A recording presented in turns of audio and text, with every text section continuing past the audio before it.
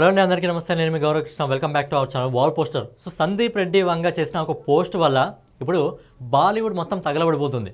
So బాలీవుడ్లో మొత్తం ఒకటే చర్చ. అక్కడ రివ్యూవర్స్ కానివ్వండి, లేదా యూట్యూబర్స్ కానివ్వండి, క్రిటిక్స్ కానివ్వండి, లేదా పిఆర్ టీమ్ కానివ్వండి, అందరికీ ఒకటే పని ఇప్పుడు తగిలింది ఏంటంటే, who is the Indian biggest super star. So ఏదైతే మనకు ప్రభాస్ గారి బర్త్డే సందర్భంగా మనకు రాజాసాబ్ టీం నుంచి, సలార్ టీం నుంచి, కల్కి టీం నుంచి, అలాగే ఫౌజీ టీం నుంచి, అన్ని టీంల నుంచి, అన్ని ప్రొడక్షన్ హౌస్ల నుంచి మనకి బర్త్డే విషెస్ రావడం జరిగింది. నాకు తెలిసి ఇలాంటి బర్త్డే ప్రభాస్ ఎప్పుడు చేసుకోలేదు. లాస్ట్ ఇయర్ కూడా ప్రభాస్ బర్త్డే అయింది, కానీ ఇన్ని ప్రొడక్షన్ టీంల నుంచి ఎవ్వరికి కూడా, ఏ సెలబ్రిటీకి కూడా ఇలా బర్త్డే విషెస్ రాలేదు. అని చాలామంది పెద్ద పెద్ద సెలబ్రిటీలు ప్రభాస్ని విజ్ చేస్తారు. సో ఇవన్నీ వచ్చేసాయి. దీంతో పాటు మనకు సందీప్ రెడ్డి వంగ జస్ట్ ఒక వీడియోని రిలీజ్ చేశాడు. మరి ఆ వీడియోలో ప్రభాస్ గారు ఉన్నారా అంటే లేరు. మరి అక్కడ వాయిస్ ఓవర్ ఇచ్చిన మనకు ప్రకాష్ రాజ్ గారు ఉన్నారా అంటే లేరు. మరి ఆ సినిమాలో ఇంకా నటీనటులు ఉన్నారా అంటే లేదు. మరి సందీప్ రెడ్డి వంగ అన్న ఇక్కడ కనిపించారా అంటే సందీప్ రెడ్డి వంగ కూడా లేదు. బట్ ఏంటంటే ఆ వీడియో బ్లాక్ బ్యాక్గ్రౌండ్లో ఒక వైట్ లెటర్స్ వచ్చి ఆ సినిమాలో ఎవరెవరు నటీనటులు నటిస్తున్నారు అనే జస్ట్ పేర్లు మాత్రమే రావడం జరిగింది. ఆయన సినిమా డైరెక్టర్ ఎవరు అని మాత్రమే రావడం జరిగింది. సో దానికే బాలీవుడ్ మొత్తం తగలబడిపోతుంది ఇప్పుడు. ఎందుకంటే ఆ వీడియోలో మధ్యలో ఒకసారి ఈ లైన్ కనిపిస్తుంది, Indian biggest super star Prabhas అని చెప్పి. సో బేసిక్గా మనము ఒక్కసారి మాట్లాడుకున్నట్టయితే ఇండియన్ బిగ్గెస్ట్ సూపర్ స్టార్ ప్రభాసా కాదా? ఎందుకంటే మనం గ్లోబల్ వైజ్గా మీరు చాలాసార్లు విన్నట్టయితే మన దేశం కాకుండా బయట దేశాల్లో ఎక్కువగా ఇండియన్ బిగ్గెస్ట్ సూపర్ స్టార్ ఎవరో అంటే చాలామంది ఎక్కువగా పిలిచే పేరు అంటే షారుఖ్ ఖాన్. చాలామంది షారుఖ్ ఖాన్ని అంటారు. ఎందుకంటే ఇండియాలో మీకు ఏ హీరో ఎక్కువగా ఇష్టం అంటే చాలామంది చెప్పేది షారుఖ్ ఖాన్ పేరే. బట్ ఏంటంటే సందీప్ రెడ్డి వంగ ఒక క్వశ్చన్ మార్క్ పెట్టేశాడు. ఇప్పుడు ఇండియన్ బిగ్గెస్ట్ సూపర్ స్టార్ అంటే ఇప్పుడు ఎవరు, ప్రభాసా షారుఖ్ ఖాన్ అనేది మనం ఈరోజు వీడియోలో మాట్లాడుకుందాం. ఎందుకంటే ఇప్పుడు ప్రభాస్ అంటే పడని వాళ్ళందరూ కూడా పూర్తిగా నెగిటివిటీ. ఎందుకంటే బేసిక్గా మన ప్రభాస్ అంటే చాలామంది బాలీవుడ్లో ఉన్న రివ్యూవర్స్కి, క్రిటిక్స్కి, స్పెషల్లీ యూట్యూబర్స్కి, చాలామంది యూట్యూబర్స్ కూడా సలార్ సినిమా వచ్చినప్పుడు మామూలుగా ట్రోల్ చేయలేదు ప్రభాస్ని. సో అలా చాలామంది బాలీవుడ్ వాళ్ళకి ప్రభాస్ అంటే పడదే. ఎందుకంటే ప్రజెంట్ ఇండియాని వెళ్తుంది ఎవడు, మన తెలుగోడు ప్రభాస్. సో ఇప్పుడు ఇండియాని వెళ్తుంది మన తెలుగోడే, తర్వాత ఏలబోయేది కూడా మన తెలుగోడే, తెలుగోళ్ళే. సో ఏ విధంగా అనేది మాట్లాడుకుందాం. సో ఇప్పుడు ప్రభాస్ సినిమాల గురించి మనం మాట్లాడుకుందాం. సో ఏంటంటే ప్రభాస్ గారి రేంజ్ ఏ విధంగా ఉందో ఒకసారి బాలీవుడ్కి తెలియాలి. సో అంతకంటే ముందు ప్రభాస్ గారి సినిమా ఏవైతే ప్రజెంట్ లైనప్ ఉందో ఆ లైనప్లో కొంచెం తక్కువ హైప్ ఉన్న సినిమా, అరే ఓకేలే అన్న సినిమా ఏది, రాజాసాబ్ సినిమా. అలాంటి రాజాసాబ్ సినిమా కూడా మొదటి రోజు వచ్చినప్పుడు 100 కోట్లు కాదు, ఏకంగా 150 కోట్ల వసూలు చేస్తుంది. ఈజీగా 150 కోట్లను రాజాసాబ్ అందుకుంటుంది. ఇప్పుడు ప్రభాస్ వచ్చే సినిమాల్లో కొంచెం తక్కువ హైప్ ఉన్న సినిమా ఇదే, బట్ 150 కోట్ల వసూలను ఈజీగా రాబడుతుంది మొదటి రోజు. ఇక ఆ సినిమా టాకును బట్టి అది ఎంత దూరం వెళ్తుంది అనేది మనం చెప్పాల్సిన అవసరం లేదు. సినిమా టాకును బట్టి అది డిసైడ్ అవుతుంది. మెయిన్గా అలాంటి ఏదైతే సబ్జెక్ట్ తీసుకోవడం జరిగిందో ప్రభాస్ గారు, హర్రర్ ఇంకా కామెడీ, అలాంటి సబ్జెక్ట్ అనేది బేసిక్గా నార్త్ ఆడియన్స్కి చాలా ఇష్టం. మరి సినిమాకి కానీ పాజిటివ్ టాక్ వచ్చిందో ఊచకొత్త కలెక్షన్స్ ఈజీగా రావడం జరుగుతుంది. సరే కొద్దిసేపు రాజాసాబ్ని పక్కన పెడదాం. ఆయన లైనప్లో నెక్స్ట్ సినిమా ఏంటంటే ఫౌజీ. సో ఫౌజీ తక్కువ సినిమా అంటే ఫౌజీ చాలా పెద్ద సినిమా. ఎందుకంటే దాదాపు 600 కోట్ల బడ్జెట్ పెట్టారు. అలాగే అందులో 1932కి సంబంధించి, అలాగే మన దాంట్లో మనోడు ఏంటంటే ఒక సోల్జర్. ఇప్పటి వరకు ప్రభాస్ గారిని ఎప్పుడైనా మనం సోల్జర్ క్యారెక్టర్లో చూసామా? చూడలేదు. సో అలాంటి సరికొత్త క్యారెక్టర్లో మనకు కనిపించబోతున్నాడు ప్రభాస్ గారు. సో ఆ సినిమా ఈజీగా రిలీజ్ అయిన రోజు ఖచ్చితంగా ఆ సినిమా రిలీజ్ అయిన రోజు ఈజీగా 150 కోట్లకు పైగా వసూలు చేస్తుంది. అలాగే లాంగ్ రన్లో 1000 కోట్లు వసూలు చేయగల కేపబిలిటీ ఉన్న సినిమా ఫౌజీ. ఆ తర్వాత కల్కి 2898 AD. సో ఆ సినిమా గురించి మాట్లాడకుండా అది చాలా పెద్ద సినిమా. కల్కి 2898 ఫస్ట్ పార్టే 1000 కోట్లను వసూలు చేసింది. తర్వాత వచ్చే పార్ట్ ఈజీగా అది కూడా 1000 కోట్లకు పైగా వసూలు చేస్తుంది. అండ్ ఇక్కడితోనే అయిపోయిందా అంటే కల్కి పార్ట్ 3 కూడా ఉండే అవకాశం ఉంది. ఎందుకంటే సబ్జెక్ట్ అనేది చాలా పెద్దది అది. సో దాన్ని పార్ట్ 3లో కూడా తీసుకుపోయే అవకాశం ఉంది. సో తర్వాత వచ్చేసి Salaar cinema. So Salaar cinema వేరే రేంజ్ సినిమా. అసలు దాన్ని స్పిరిట్ కంటే చాలా పెద్ద సలార్. ఎందుకు చెప్తున్నా అంటే అది ఎలాంటి సినిమా అంటే సలార్ 2023లో రిలీజ్ అయినప్పుడు ఆ సినిమా థియేటర్లోకి వచ్చినప్పుడు దాని మీద నెగిటివిటీ ఎక్కువ స్ప్రెడ్ చేసి అప్పుడు పోటీగా షారుఖ్ ఖానే వచ్చాడు డంకీ సినిమాతో. అప్పుడు ఏంటంటే బాగా పిఆర్ టీమ్ అనేది, బాలీవుడ్ సంబంధించిన పిఆర్ టీమ్ అనేది బాగా నెగిటివిటీ స్ప్రెడ్ చేసింది సలార్ సినిమా మీద. అయినప్పటికీ ఈజీగా 700 కోట్ల వరకు వసూలు చేసింది. కానీ 2023 నుంచి ఇప్పటి వరకు అది డిజ్నీ ప్లస్ హాట్స్టార్లో టాప్ 10 ట్రెండింగ్ అవుతుంది. అలాగే సలార్ గురించి ఇంకో గొప్పతనం చెప్పనా, మనకు రీసెంట్గా ప్రభాస్ గారి బర్త్డే సందర్భంగా స్పిరిట్ మూవీస్ సంబంధించి అఫీషియల్ పేజ్ అనేది ఎక్స్లో ఓపెన్ అయింది. ఓపెన్ అయిన 24 అవర్స్లో దానికి యావరేజ్గా ఫాలోవర్స్ వితిన్ 24 అవర్స్లో 37,000 ఏమో రావడం జరిగింది. బట్ సలార్కి ఓపెన్ చేసిన 24 అవర్స్లో ఆ పేజ్కి దాదాపుగా 47,000 ఫాలోవర్స్ రావడం జరిగింది. అంటే సలార్ క్రేజ్ ఏ విధంగా మీరు ఉందో అర్థం చేసుకోండి. అండ్ సలార్ చిన్నది కాదు, అది సలార్ పార్ట్ 3 కూడా వచ్చే అవకాశం ఉంది. ఎందుకంటే సలార్ సబ్జెక్ట్ కూడా చాలా పెద్దది. అందులో క్యారెక్టర్లు చూస్తే ఒకసారి మీరు క్యారెక్టర్లు ఒక్క బుక్లో రాసుకోండి, ఈజీగా నాకు తెలిసి 100 క్యారెక్టర్ల వరకు బయటకు పడతాయి ఒక సలార్లో.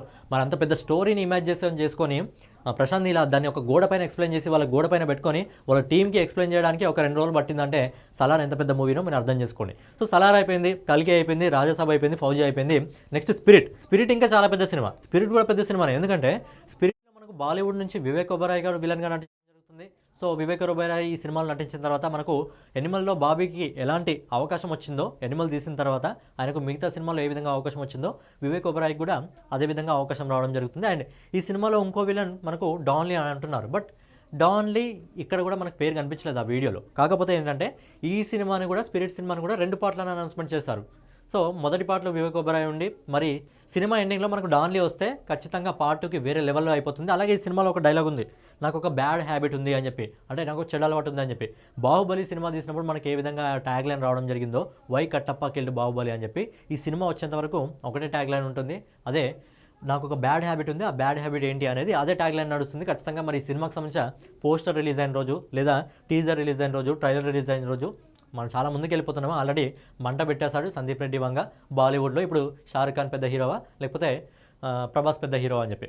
సో ఇక్కడ వరకు మనం మాట్లాడుకున్నాం. ఇక్కడ వరకు ఫిక్స్ అయిన సినిమాలు ఇవన్నీ 5 సినిమాలు ఫిక్స్ అయిన సినిమాలు. మరి తర్వాత లైనప్ ఏముందంటే ప్రశాంత్ వర్మతో ఒక సినిమా ఉంది, తర్వాత త్రివిక్రమ్ గారితో ఒక మైథాలజీ సినిమా ఉంది, సుకుమార్ గారితో ఒక సినిమా ఉంది, లోకేష్ కనకరాజు గారితో ఒక సినిమా ఉంది. అలాగే మన మోస్ట్ ఎవేటెడ్ మూవీ, ఆ సినిమా ఉంటుందా లేదా అని చెప్పి ఒక పర్టికులర్ డౌట్ అయితే ఉంది, అదే బాహుబలి 3. అంటే యావరేజ్గా మీరు చూసుకున్నట్టయితే ప్రభాస్ లైనప్లో 11 సినిమాలు ఉన్నాయి. అంటే దాదాపు 11 సినిమాలు అంటే ఒక్కొక్క సినిమాకి సంవత్సరం వేసుకున్నా కానీ ఈజీగా 10 సంవత్సరాలు, అంటే 2040 వరకు ప్రభాస్ గారి షెడ్యూల్ ఖాళీ లేదు. 2040 వరకు ప్రభాస్ గారి సినిమాలు ఉన్నాయి. 2040 వరకు అంటే 10 సినిమాలు అంటే ఒక్కొక్క సినిమాకి 2 సంవత్సరాలు వేసుకున్నా కానీ ఏ రేంజ్లో టైం పడుతుందో ఒకసారి అర్థం చేసుకోండి. సో ఇన్ని సినిమాలు లైనప్లో ఉన్నాయి. సో ఇది ఇప్పుడు తెలుస్తుంది మనకు ఇండియన్ బిగ్గెస్ట్ హీరో కాదు, ఇండియన్ నెంబర్ 1 హీరో అని. మిగతా హీరోలకి మరి ఈ లైనప్ ఉందా అంటే, సరే ఇక్కడ పక్కనే ఉన్న షారుఖ్ ఖాన్ గురించి మాట్లాడుకుందాం. షారుఖ్ ఖాన్కి ప్రజెంట్ కింగ్ మూవీ తీస్తున్నాడు, తర్వాత పఠాన్ మూవీ తీస్తున్నాడు, తర్వాత ఇంకొకటి ఎవరితోనో ఉంది సిద్ధార్థ అన్నతో అనుకుంటా, ఎవరితోనో ఇంకొక సినిమా ఉంది, 3 సినిమాలు ఉన్నాయి. తర్వాత ఇక్కడున్న మన సల్మాన్ ఖాన్కి బ్యాటిల్ ఆఫ్ గల్వాన్ సినిమా ఒకటి ఉంది, అలాగే వైఆర్ఎఫ్ యూనివర్స్లో ఒక సినిమా ఉంది, 2 సినిమాలు ఉన్నాయి. అలాగే అమీర్ ఖాన్ గురించి మాట్లాడుకుందాం. అమీర్ ఖాన్ ప్రజెంట్ ఒక సినిమా తీస్తున్నాడు, అండ్ లోకేష్ కనకరాజ్తో ఒక సినిమా ఉంది, 2 సినిమాలు ఉన్నాయి. సరే కొద్దిసేపు వీళ్ళు బాలీవుడ్ వాళ్ళు కాబట్టి కొంచెం పక్కన పెడదాం, మన సౌత్ వాళ్ళతో కంపేర్ చేద్దాం. అది జస్ట్ కంపారిజన్ మాత్రమే. ఎందుకు మనోడు Indian number 1 hero, biggest hero కాదు, ఇండియన్ నెంబర్ 1 హీరో అనడానికి ప్రూఫ్ ఏంటి అంటే, మన హీరోలతో ఇప్పుడు ఇండియా వెళ్తుంది ఒక 2 హీరోలు. ఏంటంటే ఆ రేంజ్ మార్కెట్ వచ్చి వాళ్ళకి వచ్చింది, ఒకటి ప్రభాస్ గారికి, ఇంకోటి అల్లు అర్జున్కి. సో అల్లు అర్జున్ కూడా ప్రజెంట్ ఏ సినిమాలు తీస్తున్నాడంటే, ఒకటి అట్లీ 22 తీస్తున్నాడు అట్లీతో, అలాగే నెక్స్ట్ వచ్చేసి పుష్ప 3 ఉంది, తర్వాత సందీప్ రెడ్డి వంగతో ఉంది. తర్వాత పాన్ ఇండియా సూపర్ స్టార్ మన మహేష్ బాబు గారు అనుకోండి, SSMB 29 సినిమా తీస్తున్నాడు, తర్వాత సందీప్ రెడ్డి వంగతో డెవిల్ సినిమా. తర్వాత పవన్ కళ్యాణ్ గారికి పాన్ ఇండియా వైజ్గా ఓజీ సినిమా ఒకటి ఉంది, తర్వాత అనిల్ రావుపూడి డైరెక్షన్లో ఒక సినిమా ఉంది, కానీ నాకు తెలిసి అది మన లోకల్లోనే రిలీజ్ అయ్యే అవకాశం ఉంది, అది పాన్ ఇండియా వైజ్గా వచ్చే అవకాశం లేదు. తర్వాత ఇంకెవరున్నారు పాన్ ఇండియా హీరోస్, ఎన్టీఆర్ గారు. ఎన్టీఆర్ గారికి దేవర పార్ట్ 2 ఉంది, అలాగే డ్రాగన్ ఉంది, తర్వాత మళ్ళీ ఒక త్రివిక్రమ్ గారితో ఒక మైథాలజీ సినిమా ఉంది. ఇంకెవరున్నారు ఫైనల్గా ఇక రామ్ చరణ్ గారు. సో రామ్ చరణ్ గారికి ప్రజెంట్ పెద్ద సినిమా ఉంది, తర్వాత సుకుమార్ గారితో ఒక సినిమా ఉంది, తర్వాత సందీప్ రెడ్డి వంగతో ఒక సినిమా ఉంది. సో ఇక్కడ మీరు చూసుకున్నట్టయితే ప్రతి హీరోకి సౌత్ నుంచి నార్త్ వరకు మీరు ఏ హీరో తీసుకున్నా ఆల్మోస్ట్ ఎన్ని సినిమాలు ఉన్నాయి, వాళ్ళకు 3 లేకపోతే మహా కష్టంగా 4 సినిమాలు ఉన్నాయి. కానీ ఇక్కడ స్క్రీన్ కనిపిస్తున్న ఒక్క హీరోకి మాత్రమే 11 సినిమాలు లైనప్లో ఉన్నాయి. సో అనౌన్స్మెంట్ కానీ సినిమాలు పక్కన పెడితే ఏవైతే ప్రజెంట్ అనౌన్స్మెంట్ అయ్యి లైన్లో 5 సినిమాలు ఉన్నాయో, రాజాసాబ్ కానివ్వండి, కల్కి కానివ్వండి, లేకపోతే సలార్, ఇంకా ఫౌజీ, ఇంకా స్పిరిట్, ఈ సినిమాల వాల్యూనే ఆల్మోస్ట్ 7,000 కోట్లు. ఈజీగా 7,000 కోట్ల పైన మార్కెట్ ఉంది. ఇప్పటివరకు 7 పాన్ ఇండియా సినిమాలు తీసి దాదాపు 5,000 కోట్ల పైగా మార్కెట్ క్రియేట్ చేశాడు. అలాగే ఇప్పుడు రాబోయే సినిమాలు 7,000 కోట్ల మార్కెట్ ఉందంటే ఎందుకు కాదు మనోడు ఇండియన్ బిగ్గెస్ట్ హీరో కాదు, ఖచ్చితంగా ఇండియన్ నెంబర్ 1 హీరో. మరి అక్కడ సందీప్ రెడ్డి వంగ జస్ట్ మంట పెట్టేశాడు, కానీ తగలబెట్టేసేయాలి మొత్తం. ఎందుకంటే అనౌన్స్మెంట్ ఇండియన్ బిగ్గెస్ట్ హీరో కాదు, ఇండియన్ నెంబర్ 1 హీరో అంటే మనోడికి సరిపోయేది. ఎందుకంటే ఎవరికి తగలాలో వాళ్ళకి తగలాలి అని చెప్పి సందీప్ రెడ్డి వంగ పోస్ట్ పెట్టాడు. ఎందుకంటే కొంతమంది ఈ సినిమాల నుంచి తప్పుకొని ఈయన నటిస్తున్న ఇంకో సినిమాల నుంచి తప్పుకొని ఒక PR టీంను పెట్టుకొని ప్రభాస్ పైన, మన తెలుగుడి పైన ఎలాగైనా సరే ఒక నెగిటివిటీ క్రియేట్ చేయాలి అని చెప్పి బాగా కంకణం కట్టుకున్నారు. అందుకే ఆ నెగిటివిటీ అనేది బాగా రావడం జరిగింది మధ్యలో. ఆ పోస్ట్ వచ్చిన తర్వాత నాకు తెలిసి వాళ్ళు ఎస్పెషల్లీ షారుఖ్ ఖాన్ గారు ఫ్యాన్స్ కాదు, బట్ ఏంటంటే ఒక PR టీం నడుస్తుంది, దాన్ని నడిపిస్తుంది ఖచ్చితంగా దీని వెనకాల ఉన్న వాళ్ళే.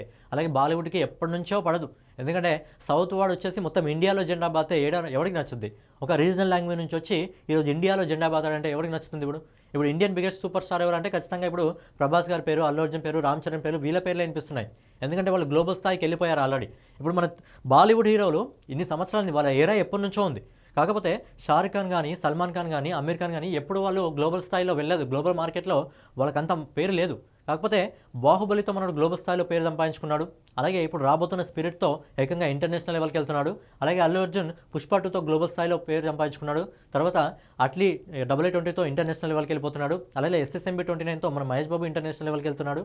అలాగే జూనియర్ అలాగే మన జూనియర్ ఎన్టీఆర్ డ్రాగన్ మూవీతో ఇంటర్నేషనల్ లెవెల్కి వెళ్తున్నాడు. సో ఏకంగా లోకల్ నుంచి మనల్ని ఇంటర్నేషనల్ వరకు మనల్ని ఊపేయడానికి సిద్ధంగా ఉన్నారంటే అది మన తెలుగు హీరోల సత్తా.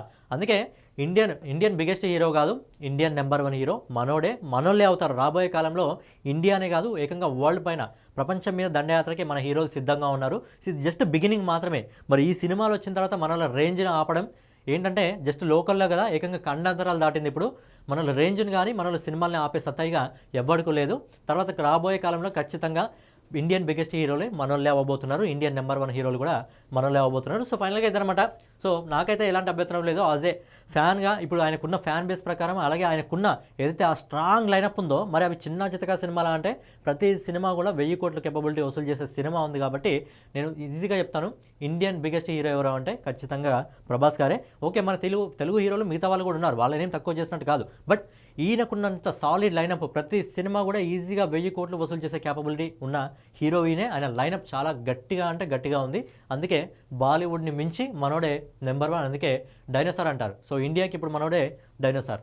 సో ఫైనల్గా ఇదనమాట వీడియో మీకు నచ్చినట్లయితే ఖచ్చితంగా లైక్ చేసి, కామెంట్ చేసి, సబ్స్క్రైబ్ చేసుకొని బెల్ ఐకాన్ అయితే ఆన్లో పెట్టుకోండి. అలాగే ప్రజెంట్ ప్రభాస్ గారి దగ్గర నుంచి వస్తున్న సినిమాల్లో, అంటే కమిట్ అయిన సినిమాల్లో మాత్రమే మీరు ఏ సినిమా కోసం ఎక్కువగా ఈగర్గా వెయిట్ చేస్తున్నారు అనేది కింద కామెంట్ చేయండి.